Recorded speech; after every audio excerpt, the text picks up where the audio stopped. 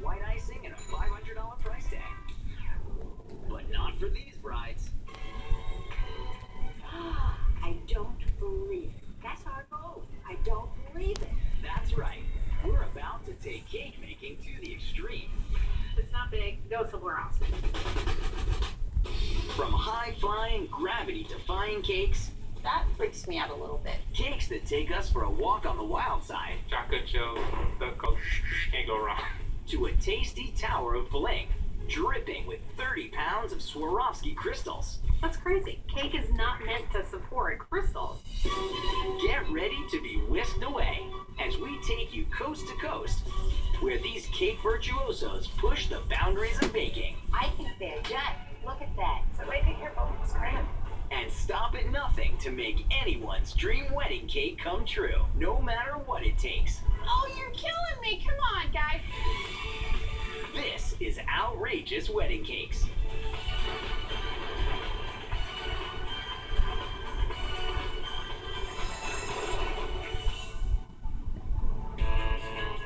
For the most lifelike wedding cake, we are headed to the Northeast, where this New Jersey bride-to-be is going life-size. Because when it comes to a bride's vision of her perfect wedding dress, nothing could be sweeter. I'm Ann Heath, and I own Cake Box in Denver, New Jersey. The bride I'm about to meet with wants a replica of her wedding gown. So I have my sketch that I told you about. Ever since she was a little girl, Kristen knew exactly what she will be walking down the aisle in, down to the tiniest ruffle. Now the pressure is on Anne, as she must create an exact lifelike replica of the wedding dress. Making a replica of the dress is one thing, but making it life-sized is incredible. My hope is that you can make it into a cake form for my wedding day. Me too. From the lace to the ruffles and the satin strap in the back, everything on this cake needs to follow the design to a T. And it all needs to be edible. This is a massive cake. It's as big as I am. We've never done a life-size dress before. We're not even sure if what we're doing is going to work. It's sort of trial and error. If they can deliver, this will be a dress like no other. See you later. Bye. Bye.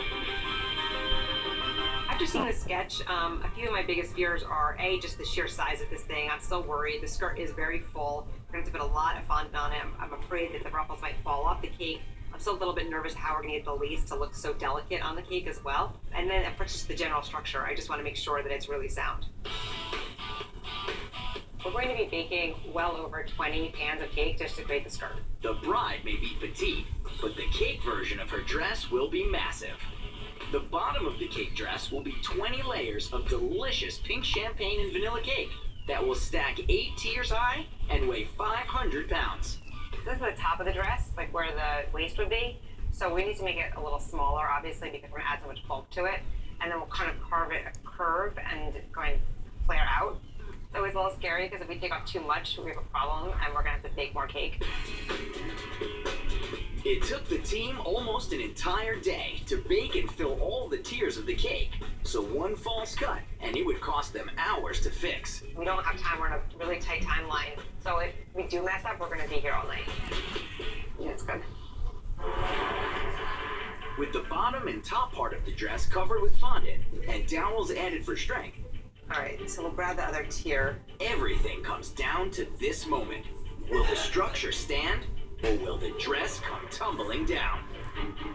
Slowly, easy, heavy. Hold on. Okay. What happened here? I swear it fit at one point.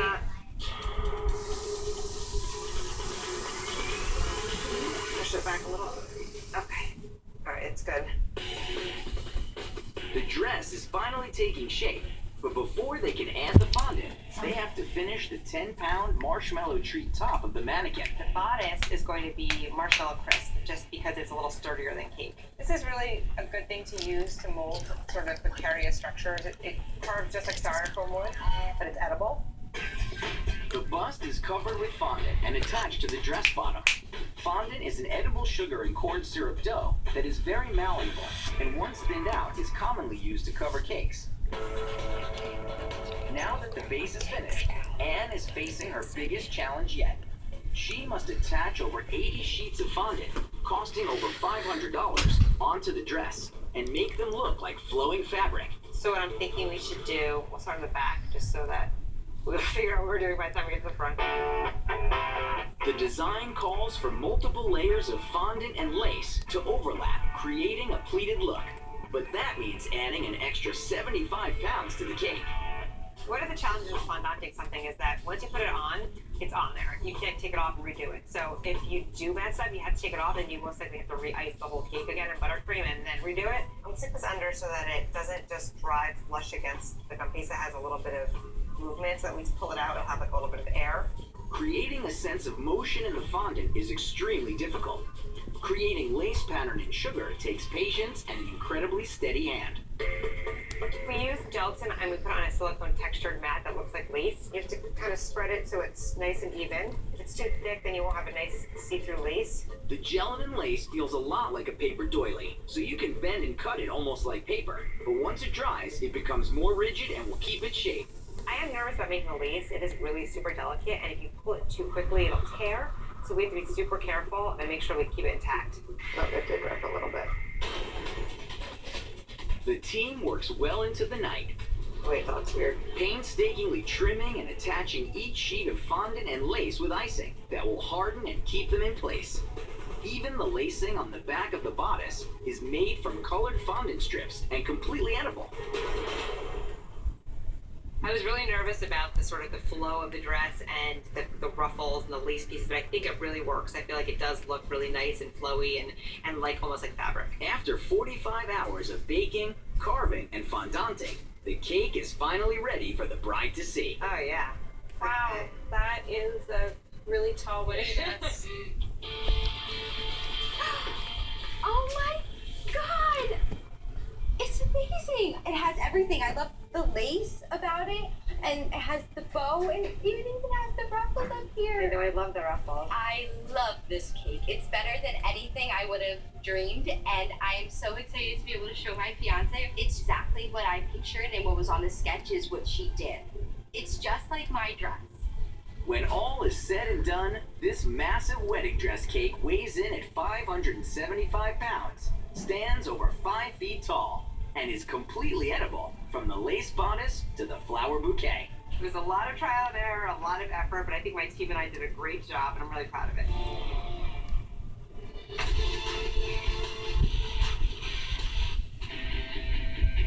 New York's Tribeca neighborhood is home to celebrities, world-class hotels, 5-star restaurants, and our most outrageously romantic cake.